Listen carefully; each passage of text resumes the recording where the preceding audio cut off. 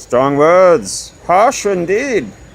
But surely even such a heretic as you cannot deny that the temples and the priests did not get their power through gross deceit, shenanigans.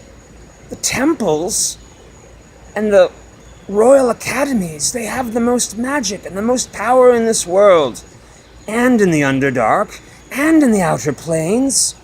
The wise of Sorq are feared throughout the spheres, because we welcomed the cosmogogues and the ascended masters. They taught the Hume and the Shén to drink from the unseen rivers, from the lakes of fire, from the valleys of emptiness. And where, my dear freethinker, do the priests learn their spells? Where do the authorized wizards go to raise their dreamers? They must go on the dark of the moon and other liminal occasions, not accessible to the rational mind, not accessible to such as you or I. They go to the Underdark, to ritual chambers, to special rooms, with special geometries, colors, scents, presences, shrines burning with the proximity of those outer planes. Would you say the priests dig holes in the ground, rig them up with stage lights? Do they charter players to moan and sigh, and play eerie music out of sight and in such tones and scales as no Sorqite ever could? Bosh! You, sir, are an initiate of the dragon and the ancient child, and you cannot forget... I lost my accent. And you cannot forget those sounds and smells, man. Your exegesis of wizard, priest. Your exegesis of the wizard and the priest and the pious artisan. It has no space in it for those immensities. For the vista they open to the roads and palaces twining and upward bent. Oh, such stuff. Even a lover of exotic names and queer vistas such as your honor must wet your tongue with our simple Sorqite nectar now and then.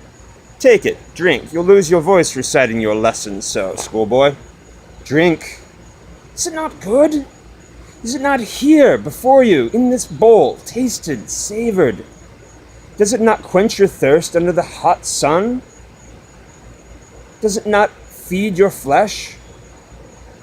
That sun, it nourished the drink blossoms, without being told, without being commanded, and without name. In your heart, with the nectar, it grows sweet with the sweetness within this gold in the bowl, under the gold above us. In a watch or so, you shall pass water it down into the earth, and down into the underworld, till its last vapor, ages hence, rises as a mist from the crevices, as any sage can tell you, or as a spring gushing from the stony realm into a stream, then a river, and at last into the sea. Stay, friends. I am as that spring, and my words flow not into another world of queer lights and strange impressions of no meaning to my senses or faculties. Why? They're from another world. Do they give you this nectar? The water you pass drips only deeper below that little window, that little chamber that magic holds open into, yes, certainly some other place. We give portentous names to them and think ourselves wise, when we are but a bumpkin who sees a city and calls it a house, for he has no other word in his tiny brain. That water flows into the earth and returns to the sea, and who has not seen fog off the waves and haze over the tides? Water to cloud, and some of you may recall water falling from some cloud if you apply yourself, and if that is, you can be stirred from your contemplation of roads, towers, lights, and the long words of the priests. Oh, of a surety, they do have a fine, important sound to them. Sweet to the ear, numbing to the mind.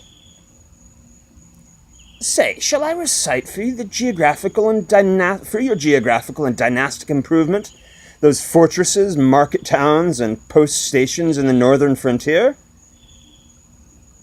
You know they honor the kings of the septarchy, and their victorious glory-drunk war dukes and loyal counts and loyal retainers. All this in names and modes and statuary and cartouches in the taste of their suzerains. The Shén satrap of the sea, and his supreme suzerain,